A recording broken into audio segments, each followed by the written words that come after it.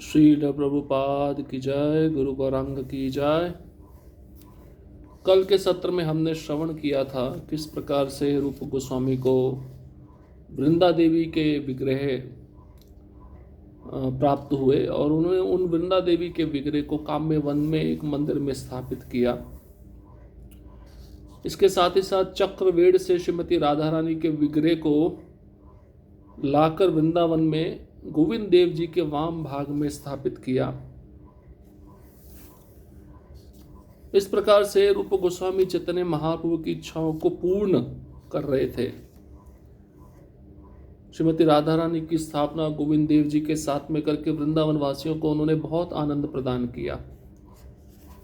अब राधा गोविंद देव जी का जो मंदिर है उसके विषय में इतिहास बताया गया है।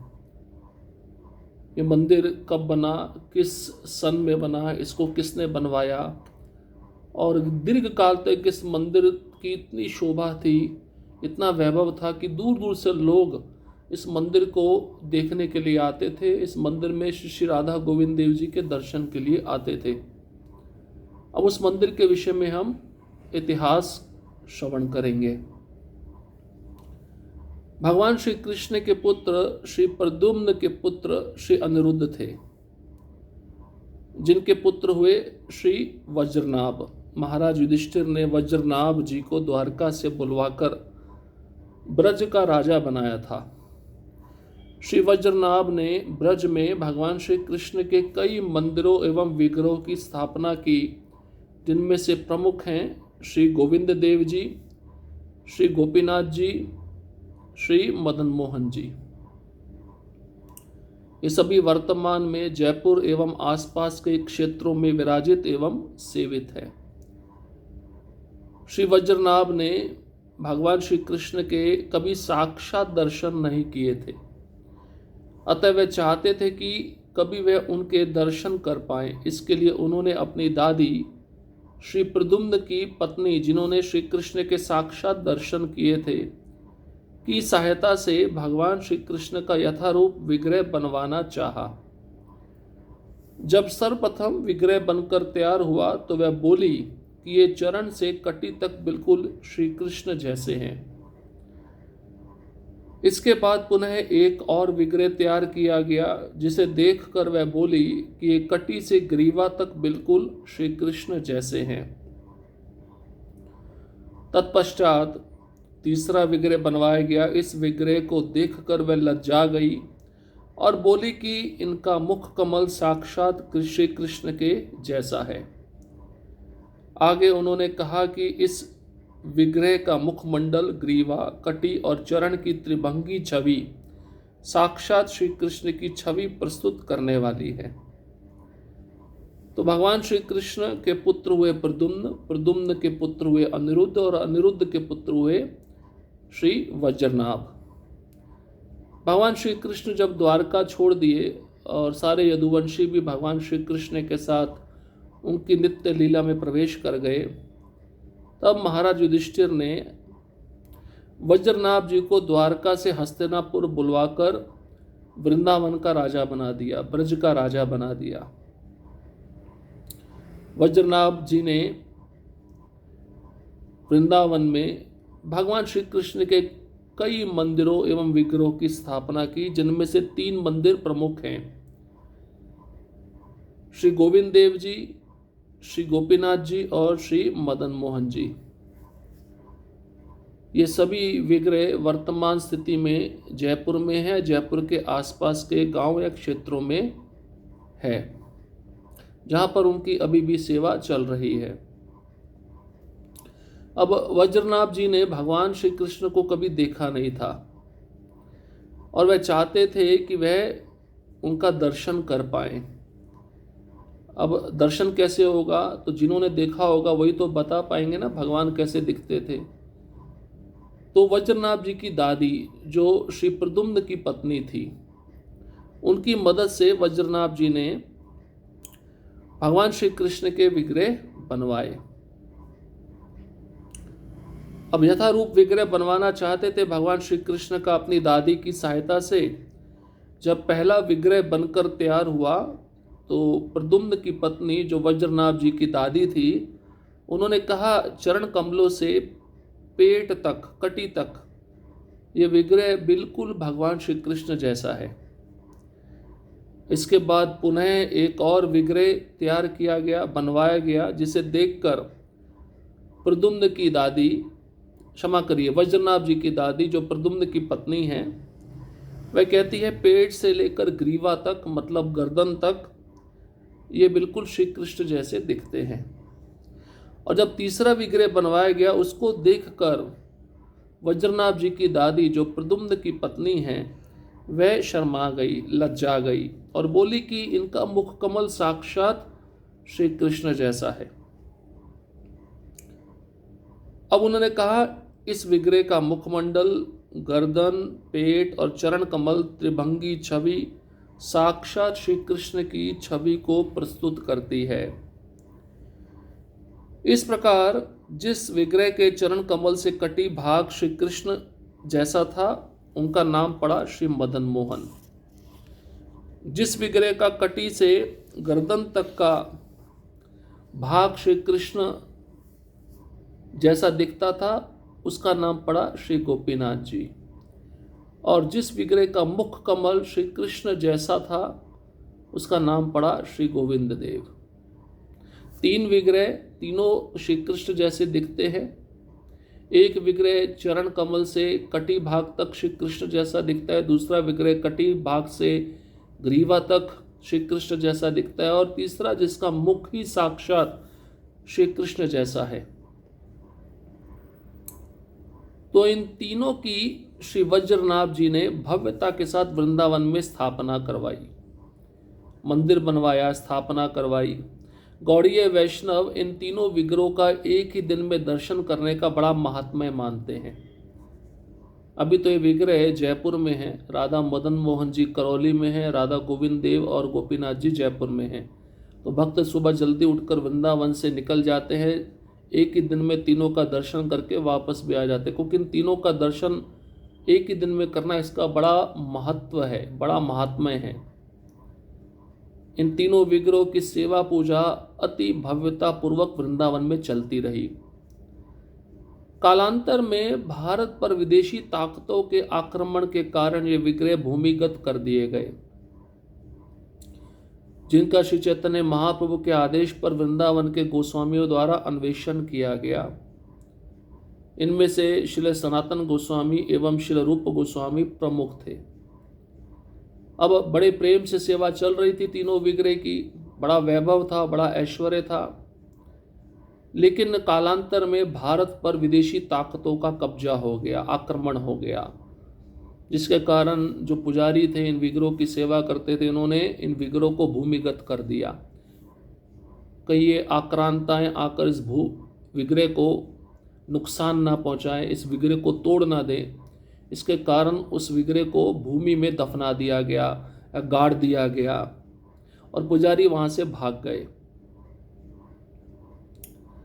चैतन्य महाप्रभु के आदेशानुसार वृंदावन के गोस्वामियों द्वारा इन सब विग्रहों का, लीला स्थलियों का अन्वेषण किया गया, जिनमें से सनातन गोस्वामी, रूप गोस्वामी प्रमुख थे। अब रूप गोस्वामी भक्ति रसामृत सिंधु में एक श्लोक लिखते हैं। ये श्लोक गोविंद देव जी के दर्शन से संबंधित है और चेतावनी भी देते हैं।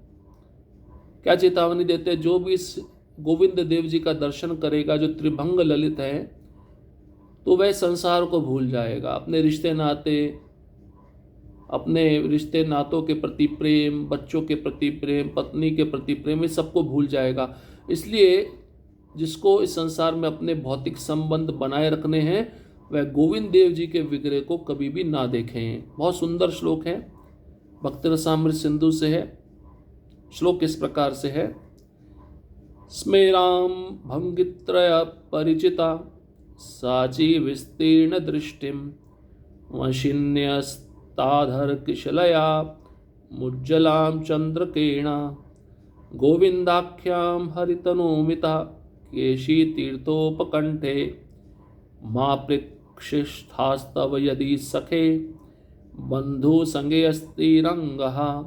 भक्ति रसामृत सिंधु पहला स्कंद दूसरा अध्याय श्लोक क्रमांक 239।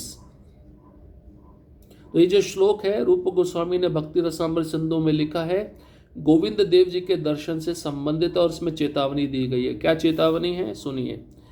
सखे, यदि तुम्हारी स्त्री पुत्र बंधु बांधवों के साथ रंगरलियां करने की इच्छा है तो केशी तीर्थ के समीप गोविंद नामक उस हरि के श्री विग्रह के दर्शन ना करना, जो मयूर पुच्छ से अलंकृत मंद मंद मुस्कुराते त्रिभंगी मुद्रा में वहां खड़े हैं, जिसका बंकिम विशाल नेत्र है और जिसके अधरों पर मधुर मुरली शोभायमान है। क्योंकि उसे एक बार देख लोगे तो बंधु बांधवों को भूल बैठोगे। तो रूप गोस्वामी कह रहे हैं अपने सखाओं को, हमको ही बता रहे हैं। वे कहते हैं कि अगर तुम्हारा अपनी पत्नी स्त्री पुत्र बंधु बांधव के साथ प्रेम है, आपको उनके साथ रंगरलियां करने की इच्छा है, तो केशी तीर्थ के समीप जहां भगवान कृष्ण ने केशी असुर का वध किया था, उसी केशी घाट पर गोविंद नामक सुंदर विग्रह है, उस विग्रह का दर्शन ना करना। वो विग्रह मयूर पंख मोर पंख से अलंकृत है।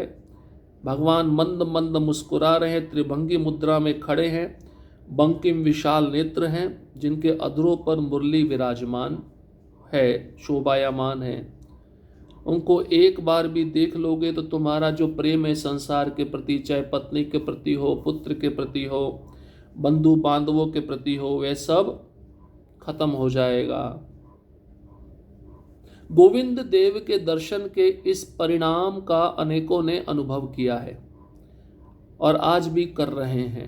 श्रील रूप गोस्वामी पाद ने सबसे पहले एक कुटिया बनाई और पर्ण कुटी में श्री गोविंद देव की पूजा की। बाद में श्री रघुनाथ भट्ट गोस्वामी के शिष्य महाराज मान सिंह ने 1590 ईस्वी में श्री गुरुदेव के आदेश पर 7 मंजिला लाल पत्थर का सुंदर मंदिर बनवाया। श्री रघुनाथ भट्ट गोस्वामी का उल्लेख श्री चैतन्य चरितामृत में श्री रूप गोस्वामी की सभा में किया गया है। निज शिष्य कही गोविंदेर मंदिर कराइला, वंशी मकर कुंडलादि भूषण करि दिला। श्री चैतन्य चरितामृत अंतलीला 13वां अध्याय श्लोक क्रमांक 131। फलस्वरूप रघुनाथ भट्ट ने अपने शिष्यों से गोविंद के लिए मंदिर बनवाने का आदेश दिया। उन्होंने वंशी तथा मकराकृति वाले कान के कुंडल जैसे विविध आभूषण गोविंद के लिए तैयार किए। अब गोविंद देव जी स्थापित हो गए थे, रूप गोस्वामी स्थापित किए थे केशी तीर्थ के तट पर। सबसे पहले रूप गोस्वामी पाद ने एक कुटिया बनाई जिसे पर्ण कुटी कहते हैं, उसमें गोविंद देव जी की पूजा शुरू की। बाद में रघुनाथ भट्ट गोस्वामी के शिष्य थे महाराज मान सिंह। इन्होंने 1590 ईस्वी में अपने गुरु महाराज के कहने पर 7 मंजिला लाल पत्थर का सुंदर मंदिर बनवा दिया गोविंद देव जी के लिए। ये मंदिर आज भी है, बहुत सुंदर मंदिर है। इस मंदिर को अगर अंदर से देखेंगे तो समझ में भी नहीं आएगा कि सच में हाथ से बनाया हुआ मंदिर है, क्योंकि उस समय तो मशीन नहीं होती थी। पूरा मंदिर हाथ से बनाया है, बहुत सुंदर मंदिर है, 7 मंजिला मंदिर था। और रघुनाथ भट्ट गोस्वामी का उल्लेख चैतन्य चरितामृत में रूप गोस्वामी ने भी किया है कि रघुनाथ भट्ट गोस्वामी ने अपने शिष्यों से गोविंद देव का मंदिर बनवाने के लिए कहा। साथ ही साथ वंशी, भगवान के मकराकृति कुंडल, विविध आभूषण भगवान गोविंद के लिए तैयार किए गए। और ये सब राजा मान सिंह ने किया था अपने गुरु महाराज रघुनाथ भट्ट गोस्वामी के आदेश पर। शास्त्रों में यह प्रसिद्ध है कि वज्रनाभ निर्मित श्री गोविंद देव श्री वृंदावन योग पीठ में विराजमान है। जब भगवान श्री गोविंद देव के यश से वृंदावन की प्रसिद्धि बढ़ने लगी तो एक बार मुगल शासक अकबर अपने विशेष मित्र आमेर के राजा श्री मान सिंह को लेकर वृंदावन आए। जब राजा मान सिंह ने संपूर्ण पृथ्वी के राजा श्री गोविंद देव को एक साधारण सी झोपड़ी में पूजित होते देखा तो उन्हें तुरंत श्री गोविंद देव जी के लिए विशाल मंदिर बनवाने की प्रेरणा हुई। अब सबसे पहले गोविंद देव जी वृंदावन में योग पीठ में विराजमान थे और भगवान गोविंद देव का यश बढ़ रहा था, फैल रहा था। वृंदावन में उनकी प्रसिद्धि बढ़ रही थी। ये खबर राजा अकबर को मिली तो मुगल शासक अकबर पहली बार दिल्ली से वृंदावन आया, आमेर के राजा श्री मान सिंह को साथ में लेकर दर्शन करने के लिए। और जब राजा मान सिंह ने गोविंद देव जी का दर्शन किया और देखा कि इनकी पूजा सेवा झोपड़ी में हो रही है, पर्णकुटी में हो रही है, तो राजा से रहा नहीं गया। उन्होंने सोचा ये तो साक्षात भगवान हैं, अनंत कोटि ब्रह्मांड नायक हैं, इनके लिए तो भव्य महल होना चाहिए, सुंदर मंदिर होना चाहिए। तुरंत गोविंद देव जी के लिए विशाल मंदिर बनवाने का प्रेरणा राजा मान सिंह के हृदय में उदित हुआ। सन 1590 में राजा मान सिंह ने अपने संकल्प के अनुसार ब्रज में उपलब्ध लाल चित्तीदार पत्थर से 13 लाख रुपए की लागत में गोविंद देव जी के लिए भव्य एवं कलात्मक मंदिर बनवाया। अब आप सोचिए, आज से 500 साल पहले 13 लाख रुपए का क्या कीमत होता होगा। राजा मान सिंह ने 1590 में अपने संकल्प के अनुसार ब्रज में उपलब्ध लाल चित्तीदार पत्थर था जो 13 लाख रुपए में खरीदा और उतनी रुपए की लागत से गोविंद देव जी के लिए भव्य एवं सुंदर मंदिर बनवा दिया, जिसके निर्माण में कई हजार लोगों को 5 वर्ष लगे थे। तो पूरा मंदिर बनने में 5 साल लगे थे और इस मंदिर को बनवाने में कई हजार मजदूर इस्तेमाल किए गए थे। इसका उल्लेख मंदिर के एक शिलालेख में मिलता है। मान सिंह ने स्वघोषित गौरव और सच्ची भक्ति के प्रतीक के रूप में इस विशाल भवन का निर्माण बहुत खर्च करके कराया। राजस्थान के जयपुर की प्राचीन राजधानी अंबर के राजवंश सदैव परम वैष्णव रहे हैं। महाराज मान सिंह उस समय तक वंशावली के अनुसार परम वैष्णव माने जाते हैं। कवि कंकन चंडी में उनका वर्णन विष्णु पदम्बुज भृंग के रूप में किया गया है। जब गोविंद देव के मंदिर का निर्माण कार्य पूरा हो गया तो महाराज मान सिंह ने श्री गोविंद देव के अभिषेक और विशाल सेवाओं की व्यवस्था करने के बाद बांग्लादेश की यात्रा की। बंगाल विजय के दौरान वे काशी आए और राम जी मंदिर, मानस सरोवर कहे जाने वाले वापी और मानेश्वर महादेव के मंदिर की स्थापना की। ये सभी पराक्रम आज भी विद्यमान है। तो 1590 में मंदिर बनकर तैयार हुआ था। ब्रज में बड़ी उपलब्धि थी इस मंदिर की। सभी लोग इस मंदिर में राधा गोविंद देव जी के दर्शन के लिए आते थे और मान सिंह ने स्वघोषित सच्ची भक्ति के द्वारा प्रतीक के रूप में इस विशाल भवन का निर्माण करवाया था। और उस समय उनके राजवंश में सभी राजा वैष्णव माने जाते थे। महाराज मान सिंह भी उस समय वंशावली के अनुसार परम वैष्णव माने जाते थे। कवि कंकन चंडी में उनका वर्णन विष्णु पदाम्बुज भृंग के रूप में हुआ है। अब गोविंद देव के मंदिर का निर्माण कार्य तो पूरा हो गया। बाद में राजा मान सिंह ने गोविंद देव जी के अभिषेक और विशाल सेवाओं की व्यवस्था की। खाली मंदिर बनवाना ही सब कुछ नहीं होता है। मंदिर बनने के बाद भगवान की सेवा अच्छे से होनी चाहिए, इसके लिए भी व्यवस्था राजा मान सिंह ने की थी। उसके बाद वे बांग्लादेश की यात्रा के लिए निकल पड़े और फिर बांग्लादेश से लौटकर जब काशी आए तो वहाँ पे राम जी मंदिर, मानस सरोवर कहे जाने वाले वापी और मानेश्वर महादेव की मंदिर की स्थापना भी राजा मान सिंह ने की। ये मंदिर आज भी विद्यमान है। तो इस प्रकार से राजा मान सिंह ने गोविंद देव मंदिर का निर्माण कराया, उनकी सेवा की व्यवस्था की। अब अकबर के साथ तो उनका बहुत अच्छा संबंध था। अकबर के साथ रहकर उन्होंने और क्या क्या राधा गोविंद देव मंदिर में सेवा की थी, उसको हम अगले सत्र में सुनेंगे। बहुत सुंदर वर्णन है इस मंदिर के विषय में, हमें पता होना चाहिए। हमारी सांस्कृतिक धरोहर है। राधा गोविंद देव जी बहुत सुंदर हैं और मंदिर भी बहुत सुंदर है। हरे कृष्णा कृष्णा कृष्णा हरे हरे, हरे राम राम राम हरे हरे। श्रील प्रभुपाद की जय, गुरु गौरांग की जय।